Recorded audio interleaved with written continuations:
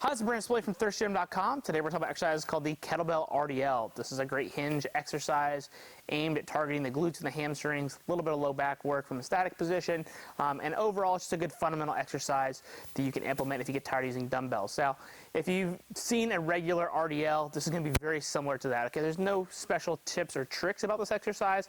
However, what I've found working with a lot of youth athletes, sometimes changing implements for whatever reason gives athletes better feedback on the activity or the exercise that you're trying to do. So the reason I really like this is, one, it's just a different stimulus. It's a different way to teach it. You may have access to a different implement that works better for you, so keep that in mind. But otherwise, we're just going to talk about the standard RDL as well. So what you're going to need for this one is a kettlebell. And the nice thing about having the hands here is that it's pretty comfortable. Okay, so we don't have to worry about dumbbells being by the side or anything like that. I think that's why many athletes and people kind of gravitate towards this exercise in general. So feet are going to be about hip width. Okay, then what we're going to do, we're going to have a soft bend in our knees. Nothing crazy, so we don't want them locked out. That's what people are naturally going to want to do, is just lock their knees out. Soft, feel the whole foot. The kettlebell is right here in front of our waist. My chest is still tall. And what we're going to do is I'm going to stay heel heavy, push hips back, try to drop the kettlebell in between the middle of my feet, and then bring my hips forward. So we're going to be here and back. Here. Go until you feel a good stretch. What you don't want to do is when you go down, you don't want the back to look like that. Okay, we want to try to keep chest tall, like I said, hips soft, push the hips back, and then bring them forward. Okay, now the reason the kettlebell might work better for some athletes is I have a little bit of a theory here. I don't have any research to prove this, but when we have the dumbbells here at our hands, what we find is that as they go this way, they try to arch through their low back excessively. So they're going to be right here, and they're almost going to be like overarching to be able to get that hinge pattern.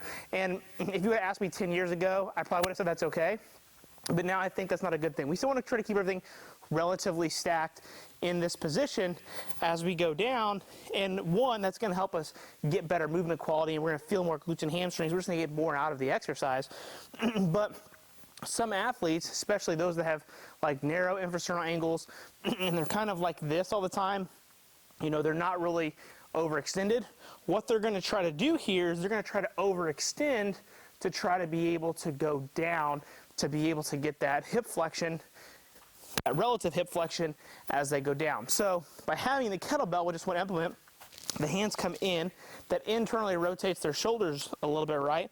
And then what we've found is as they go down, they can't arch as much, because if they arch, the kettlebell starts to go away, and that doesn't feel good. To keep it inside, we've got to keep everything relatively stacked so that the kettlebell doesn't get out in front of us. So again, very subtle differences, but it can be a game changer. As I mentioned, you could also certainly hold two kettlebells or two dumbbells, one dumbbell in this case for this exercise. But again, just a variation. When it comes to programming, you're probably looking anywhere from 2 to 4 sets of probably about 8 to 12 repetitions, depending upon what you're using it for. I know when we're using it for athletes, we usually stick in that like 6 to 10 range, because we're just trying to teach quality movement patterns. But if you happen to be a power lifter or somebody like that, and you're looking for a hinge-based activity for your glutes and your hamstrings, I can understand why you would use more reps as an accessory work to help your squat or your deadlift. So if you got any questions, please feel free to leave them in the comment section. Thanks. Have a great day.